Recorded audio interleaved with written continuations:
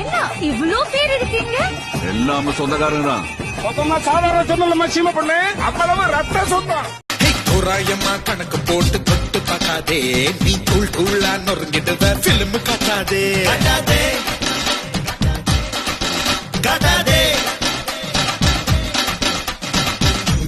பத்தி குச்சி ஒல்லி என்ன பாட்டா, பத்திக்குவ தள்ளி நில்லு பேட்டா. பத்தி குச்சி ஒல்லி என்ன பாட்டா, பத்திக்குவ தள்ளி நில்லு பேட்டா. ரங்க ரகணமா